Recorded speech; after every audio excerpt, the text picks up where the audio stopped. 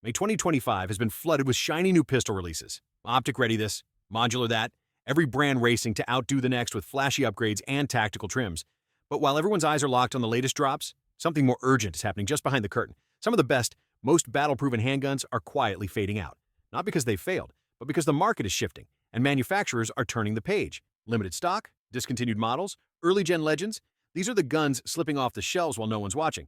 You won't find a press release. You'll just walk into your local gun store one day and realize they're gone. Taking the first spot is the Springfield XD Mod.2, a handgun that once stood tall among compact polymer pistols, but now finds itself on the edge of quiet extinction. Introduced as a refined version of the original XD line, the Mod.2 featured recontoured grip zones, a high-hand beaver tail, and a fiber optic front sight in select models, available in multiple calibers and barrel lengths.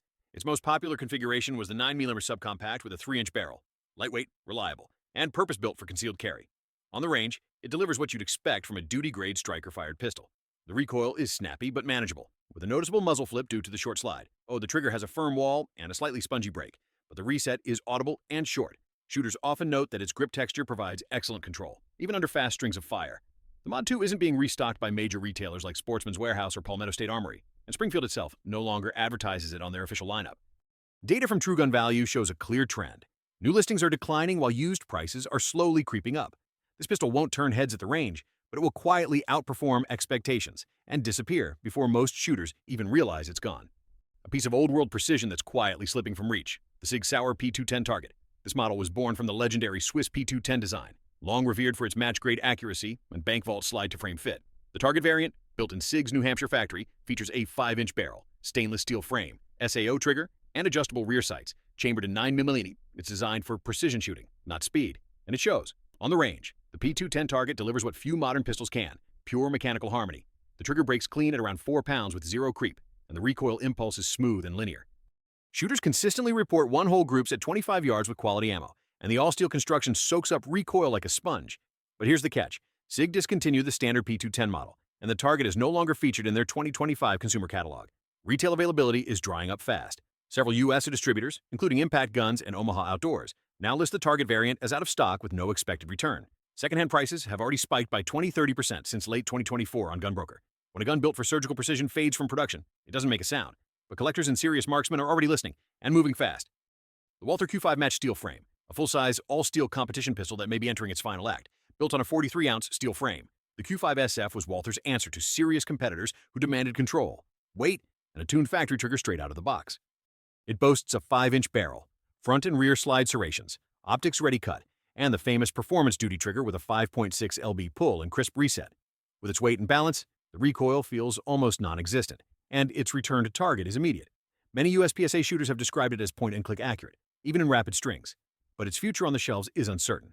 Since 2023, Walther has publicly shifted its development and marketing resources toward the PDP series, including a new PDP steel frame variant.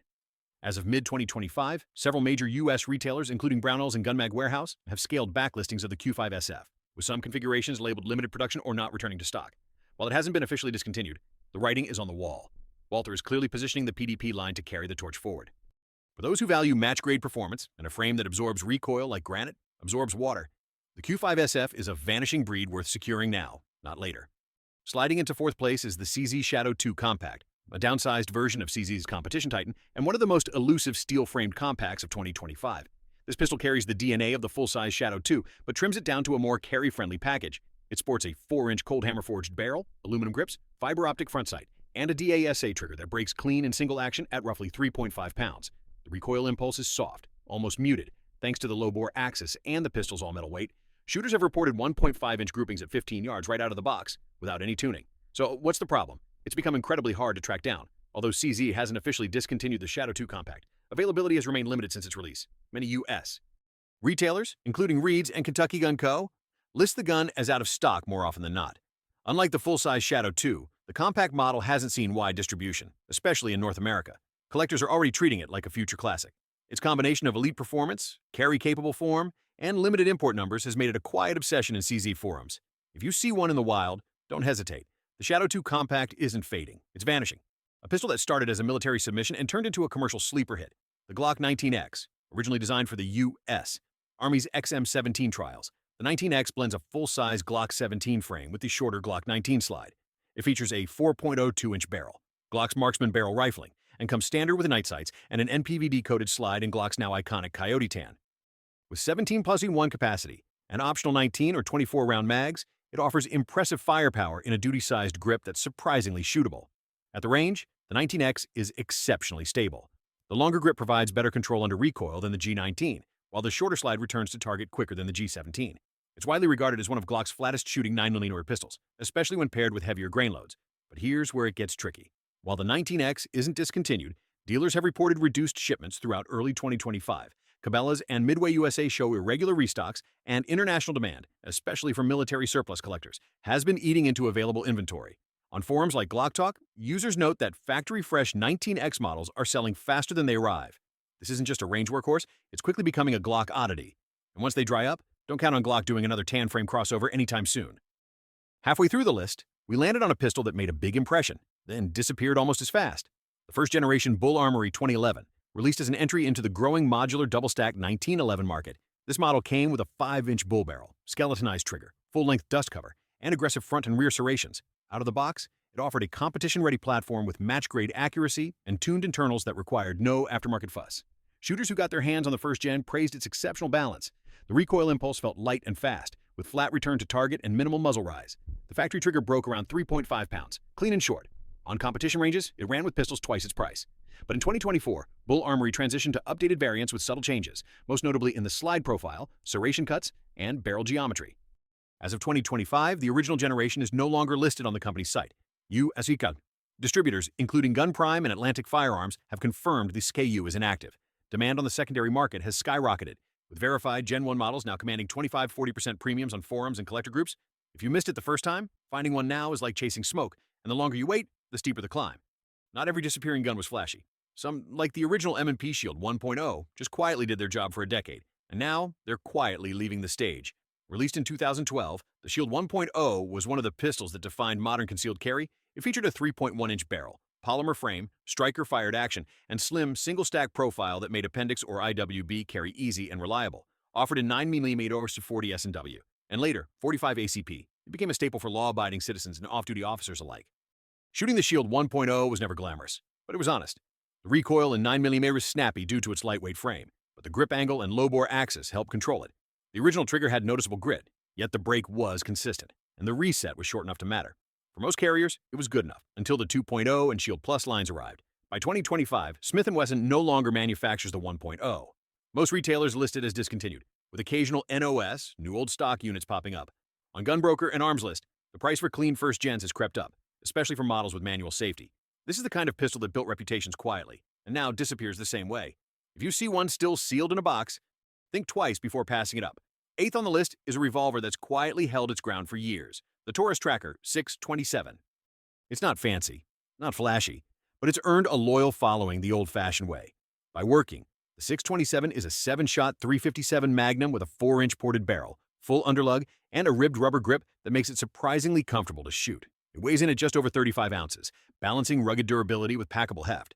The porting on the barrel tames recoil, making full-power 357 loads feel closer to 38, Special Plus P, manageable and fun. Range shooters and backwoods campers alike have praised its smooth double-action pull and solid lockup. Accuracy is solid out to 25 yards with iron sights, and for a revolver in its price class, it punches far above its weight, but it's becoming scarce. Taurus has shifted focus to its newer models like the Raging Hunter and Executive Grade series. Most major distributors list the 627 as limited or no longer available, and factory support appears minimal. On the secondary market, demand is rising among those looking for a dependable trail gun without the $1,000 price tag. The Tracker 627 was never a showpiece, but now that it's harder to find, folks are starting to realize just how much gun they got for the money. We've got a gun that looks like a toy, but trains like a tool. The Ruger Mark IV 2245. Tactical. This isn't your cousin's Plinker. Chambered in 22 LR. The Mark IV 2245. Tactical features a threaded 4.4-inch barrel, top and bottom Picatinny rails, a 10-round magazine, and a polymer grip frame modeled after the 1911's angle and feel. It weighs about 34 ounces and comes with a simple but crisp single-action trigger that consistently breaks just under 4 pounds. On the range, it's nothing short of a laser pointer. Minimal recoil, whisper-quiet operation with a suppressor, and tack driving accuracy at 25 yards. Many instructors use it to train fundamentals, grip, sight alignment, trigger press, without the fatigue or cost of centerfire shooting. And when suppressed, it's almost comically quiet, often described as hearing safe without muffs. But in 2025, the tactical variant has become harder to find.